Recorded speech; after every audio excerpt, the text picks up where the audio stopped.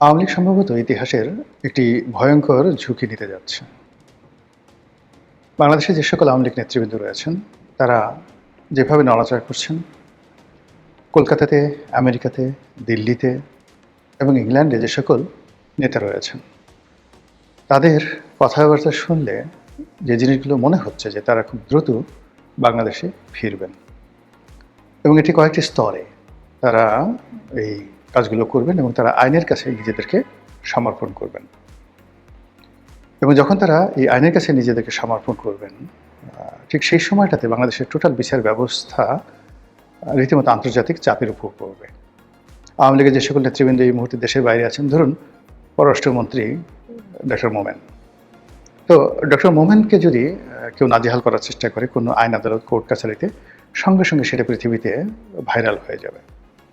দ্বিতীয়ত, আওয়ামী লীগ যেটা বোঝার চেষ্টা করছে এখন যে তাদের জীবনের সবচেয়ে বড় ভুল হয়েছে, সবচেয়ে বড় ভুল হয়েছে যে মবের ভয়ে গণভবন থেকে হেলিকপ্টারে করে শেখ হাসিনাকে যে দিল্লিতে পাঠানো হয়েছে, এই কাজটি আওয়ামী লীগের যে সবচেয়ে বড় ভুল হয়েছে। শেখ হাসিনা যদি থাকতেন এবং সেক্ষেত্রে যদি গণভবন ভেঙে লোকজন ঢুকত এবং সেনাবাহিনী যদি তাদের দায়িত্ব পালন করতে না পারত, পুরো সেনাবাহিনী ডিসব্যান্ড হয়ে যেত, পুরো সেনাবাহিনী ডিসব্যান্ড হয়ে যেত এবং সেই ঝুঁকি সেনাবাহিনী কোনোদিন নিত না, যেটি হয়েছে শ্রীলঙ্কাতে। এরকম একটি উদ্ভূত পরিস্থিতি বাংলাদেশের মধ্যে ঘটছে। রাজাপাকসে তাকে সেই সেনাবাহিনী তাদের হেলিকপ্টারে করে নিজেদের একটা বেজে নিয়ে গেছে। তো নিজেদের একটা বেজে নিয়ে গেছে এবং সেখানে তারা কিছুদিন ছিল এবং সেখান থেকে তারা আবার নির্দিষ্ট সময় ফেরত আসছে। বাংলাদেশে ধরুন ডক্টর শিরিন শারমিন চৌধুরী, ইকবালুর রহিম, এরা তো এখনও পর্যন্ত সেই সেনাবাহিনীর তত্ত্বাবধানে আছে, বাংলাদেশে আছে। তো শেখ হাসিনা থাকতে পারত, কেউ একটু শব্দ করতে পারতো না, কেউ একটু শব্দ করতে পারতো না। আবার শেখ হাসিনাকে যদি আইনশৃঙ্খলা রক্ষাকারী বাহিনীর কাছে হস্তান্তর করতে হতো, সেখানে তার সম্মান মর্যাদা রক্ষা করেই তাকে করতে হতো। আদারওয়াইজ বাংলাদেশের যে রাষ্ট্রীয় বিধি ব্যবস্থা, এটি প্রশ্নের মুখোমুখি পড়তো এবং ভারত এখানে সরাসরি হস্তক্ষেপ করার মতো ঝুঁকি নিত যদি শেখ হাসিনার উপর তেমন কিছু হতো। তো ফলে পুরো পরিস্থিতিতে সেনাবাহিনীর যে সকল কর্তাদের কথা, যে সকল উপদেষ্টাদের কথা শুনে শেখ হাসিনা হেলিকপ্টারে উঠেছে, আর সেই হেলিকপ্টার নিয়ে আবার সামরিক বিমানে করে যেভাবে সে দিল্লিতে চলে গেছে, এই জিনিসটি তারা এখন বুঝতে পারছে তাদের একটা রাজনীতির ব্ল্যান্ডার। ঠিক একই ঘটনা কিন্তু ১/১১-র সময় ঘটেছিল। ১/১১-তে শেখ হাসিনা অনেক স্ট্রং ছিলেন মানসিকভাবে, তাকে বিদেশে পাঠানোর প্রাণান্ত চেষ্টা করা হয়েছিল, তিনি যাননি। তারপরে তিনি যখন বিদেশে গেলেন, যেন বিদেশ থেকে না আসেন, প্রাণান্ত চেষ্টা করা হয়েছিল, তিনি সর্বশক্তি নিয়োগ করে ইংল্যান্ড থেকে তিনি বাংলাদেশে ফিরে এসেছিলেন। ফলে ফিরে আসার পর তিনি জেলে গেছেন, সব কিছু হয়েছেন, কিন্তু আওয়ামী লীগ ক্ষমতা ফিরে পেয়েছে। একইভাবে বেগম জিয়াকে কিন্তু জেনারেল মঈনুল আহমেদের জমানাতে ব্রিগেডিয়ার বারিকের দায়িত্ব দেওয়া হয়েছিল তাকে বিদেশে পাঠানোর জন্য, এবং তিনি একেবারে শতভাগ রাজি হয়ে গেছিলেন। কাপড় চোপড় রেডি করে তিনি যাবেন এবং তাকে মানে ক্যান্টনমেন্টের মনিরুল হোসেন রোডের বাসভবন থেকে নিয়ে তারপরে শেষে বিমানবন্দরে পৌঁছে দেবেন ব্রিগেডিয়ার বাড়ি। এই কথাগুলো আমার বলা না, ব্রিগেডিয়ার বাড়ির টেলিভিশন টক শোতে তিনি এই কথাগুলো বলেছেন প্রকাশ্যে। তো বেগম জিয়া যাবেন ঠিক এই সময়টাতে ওই যে পাগলা মেজর আছেন একটা, মেজর আক্তার, এখন বিএনপি থেকে বহিষ্কৃত, জামাতে গেছে, কিন্তু আজকে বিএনপি যে ক্ষমতায়, এটা কিন্তু সেই মেজর আক্তারের জন্য। মানে অনেক সময় হয় কি, আমরা সবসময় তেলবাজদেরকে পছন্দ করি, আমাকে যে হুজুর হুজুর করে তাকে পছন্দ করি, কিন্তু আমার সঙ্গে যে বেয়াদবি করে, কখনো কখনো তার কারণে যে আমার জীবন বাঁচে। আজকে তারেক রহমান সাহেব ক্ষমতায়, প্রধানমন্ত্রী, যদি সেই দিন মেজর আক্তার এই ভূমিকাটা না নিতেন, তাহলে তারেক রহমান সাহেবের বাংলাদেশে আসা হতো না, আর বেগম জিয়ারও বাংলাদেশে আসা হতো না। সারা জীবন তাদেরকে এই লন্ডন আমেরিকায় থাকতে হতো। এবং এই কথা মানে মেজর আক্তার বলেনি, মানে আক্তার সাহেব আমাকে বলেছে, বাট আমি যখন এটা ব্রিগেডিয়ার বাড়ির মুখ থেকে শুনছি, যে টেলিভিশনে তিনি বলেছেন যে ওই তিনি রওনা করবেন বেগম জিয়া, কাপড় চোপড় প্যাক করা সব। অবশ্যই তারেক রহমান সাহেব এই ঘটনা জানেন। এই সময় মেজর আক্তার ঢুকেছেন সেখানে হন্তদন্ত হয়ে। ঢুকে তিনি এই অবস্থা দেখে তিনি অবাক হয়ে গেছেন। তিনি ম্যাডামকে বললেন যে ম্যাডাম, কি শুরু করছেন আপনি? আপনি যদি চলে যান রাজনীতি থেকে, কোনোদিন আর বাংলাদেশে আসতে পারবেন? বিএনপি থাকবে, বিএনপির কোনো লোক আর জীবনে কখনো অর্গানাইজ করতে থাকবে, আপনি যেতে পারবেন না, মরে গেলেও যেতে পারবেন, আমার লাশের উপর দিয়ে যেতে হবে। দ্যাট ওয়াজ দ্য ডায়ালগ, আমার লাশের উপর দিয়ে যেতে হবে। বেগম জিয়ার একটা ভালো গুণ ছিল কি জানেন? এই বেগম জিয়া মেজর আক্তারদের মতো লোকদেরকে তিনি শুনতেন। কর্নেল অলির মতো লোকদেরকে যারা মানে বিএনপির এখন যারা নেতৃত্ব তাদের দৃষ্টিতে বেয়াদব, অকৃতজ্ঞ, কিন্তু এই কর্নেল অলির সাথেই বেগম জিয়ার সবচেয়ে বিশ্বস্ত সম্পর্ক ছিল। এই সাইফুর রহমানের সাথে বেগম জিয়ার সেই সম্পর্ক ছিল। তিনি এই কথাগুলো শুনতেন। তো শোনার ফলে কি হলো, সেই যাকে বলা হয় বেগম জিয়া থেকে গেলেন, নতুন ইতিহাস রচিত হলো, 1/11 হলো। এবং ওই যে তিনি 1/11-এর সময় যে টিকে গেলেন, এরপর তাকে আবার বিদেশে পাঠানোর জন্য শেখ হাসিনা কত চেষ্টা করেছে। তিনি যদি বিদেশে যেতেন তাকে জেলে যেতে হতো না। তিনি বিদেশে যান নাই, তিনি জেলে গেছেন। জেল থেকেও তাকে আবার বিদেশে পাঠানোর জন্য প্রস্তাব দেওয়া হয়েছিল, তাও যাননি। ফলে বেগম জিয়ার জেল, দেশে থাকা, এমনকি তার মৃত্যু, এই যে তার যে বিয়োগাত্মক মৃত্যু, এই মৃত্যুই আজ তারেক রহমান সাহেবকে ক্ষমতায় বসিয়েছে। শুরুটা কোত্থেকে হয়েছিল? বেগম জিয়ার না যাওয়ার সিদ্ধান্ত। আর সেই না যাওয়ার সিদ্ধান্ত কে দিয়েছিলেন? জামাত নেতা, এখনকার জামাত নেতা সেই পাগলা মেজর আক্তার। বিএনপি যদি ন্যূনতম তাদের কৃতজ্ঞতা বোধ থাকতো, তাহলে এই মানুষগুলোকে তারা কখনোই দল থেকে তাড়াতো না। বোঝার চেষ্টা করুন। যদি শেখ হাসিনার পাশে এরকম একজন পাগলা আক্তার থাকতো, হেলিকপ্টারের সামনে গিয়ে দাঁড়াতো, আপনি যেতে পারবেন না। জেনারেল ওয়াকারুজ্জামানের সামনে গিয়ে বলতো, আমাকে গুলি করেন, আমাকে গুলি করেন, আমার লাশের উপর দিয়ে শেখ হাসিনাকে যেতে হবে।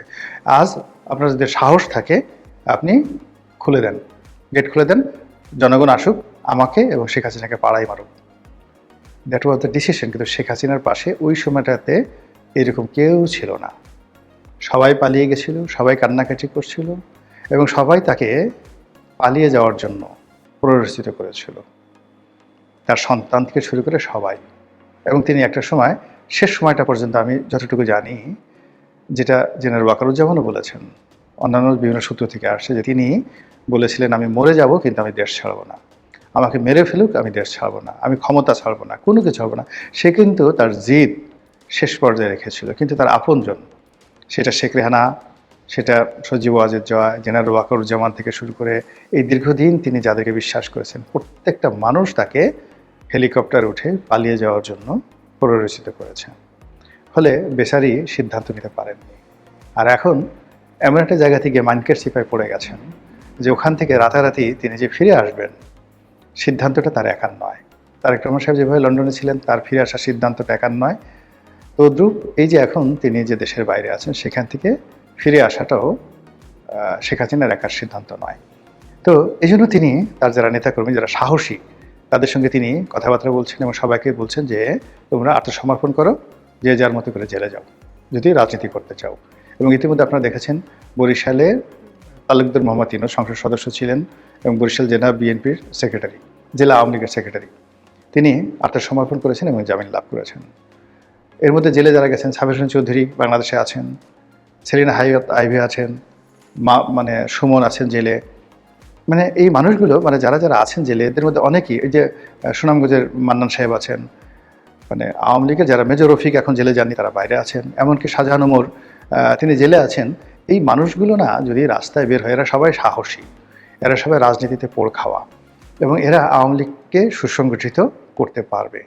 তার সঙ্গে যদি বাইরে থেকে যারা আছেন, যেমন মহিবুল হাসান চৌধুরী আছেন, এনামুল হক শামীম আছেন, ইকবালুর রহিম তো ক্যান্টনমেন্টে আছেন, হয়তো সম্ভবত, আমি জানি না, শিরিন শারমিন চৌধুরীর সাথে তিনিও আছেন, শিরিন শারমিন চৌধুরী আছেন।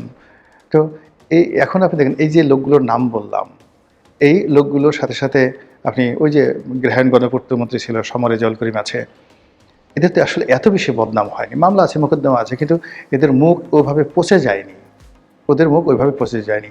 ওই যে আমাদের পররাষ্ট্রমন্ত্রী ছিলেন সেই আবুল মাল আব্দুল মুহিত সাহেবের যে ছোটো ভাই ডক্টর মোমেন, তিনি আছেন, এরকম অনেকে আছেন যাদের আন্তর্জাতিক ফেজ আছে, ভ্যালু আছে, সততা আছে, জুলুম করেননি, অন্যায় করেনি, ঘুষ করেননি, দুর্নীতি করেননি, পরিস্থিতির কারণে তারা দেশের বাইরে আছেন। ওই যে আলাউদ্দিন নাসিম আছেন, একসময় শেখ হাসিনার খুব কাছের লোক ছিলেন, ছাত্রলীগের চিটং বিশ্ববিদ্যালয়ের সভাপতি ছিলেন। তো এই মানুষগুলো অনেকে আছেন যাদের বিরুদ্ধে মামলা আছে, মোকদ্দমা আছে, কিন্তু তাদের ফেস ভ্যালু আছে, এখনও যথেষ্ট ফেস ভ্যালু আছে, বুদ্ধি আছে, গ্রহণযোগ্যতা আছে, দক্ষতা আছে। তার সঙ্গে সঙ্গে এই বাংলাদেশেও কিন্তু আমলাতন্ত্রের মধ্যে সাবেক সচিব, সাবেক জেনারেল, অনেকেই আছেন যেমন ধরেন এই যে জেনারেল আকবর, এলাহি, আকবর এলাহি, তো ধরেন আকবর এলাহি, তারপর শেষে এখন এই যে সাবেক সচিব যিনি এখন উপদেষ্টা হলেন তারেক রহমান সাহেবের। তো এইভাবে যদি আপনি আওয়ামী লীগের যে সকল সচিব রয়েছেন, আপনি যদি চিন্তা করেন, আবু আলম শহীদ খানের কথা চিন্তা করেন, দে আর মোর স্মার্ট, মোর ডাইনামিক, বেশি সাহসী। আপনি ওই যে আরেকজন আছেন আব্দুল কাদের খান আছেন, আরও অনেক, মানে আওয়ামী লীগের যে সকল সচিবরা ছিলেন আছেন, ওই যে একজন সচিব ছিলেন মেজবা, উনি ছিলেন। তারপরে শেষে মানে শেখ হাসিনার ব্যক্তিগত সচিব ছিলেন বেশ কয়েকজন।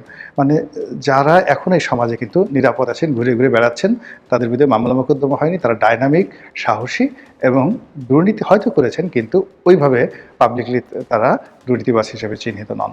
তো তাদের সামরিক বাহিনী, এমনকি জেনারেল আজিজ আছেন, এ তো এখন সরাসরি জেনারেল আজিজ, আপনি জেনারেল আজিজ যে কি পরিমাণ বুদ্ধিমান, কি পরিমাণ ডাইনামিক, তারা হয়তো আপনি ক্ষমতায় ছিলেন, কথাবার্তা বলে না, কিন্তু যারা তার সাথে কাজ করেছেন তিনি যে পরিমাণ ডেসপারেট, যে পরিমাণ সিদ্ধান্ত নেওয়ার ক্ষমতা তার আছে, তো এবং মানে সেই দিক থেকে যদি তিনি রাজনীতিতে আসেন, আওয়ামী লীগের রাজনীতিতে আসেন, আপনি পুরো চাঁদপুর বেল্ট এখন যারা বিএনপি লোকজন আছে মানে সবাই ধুম দেখবে।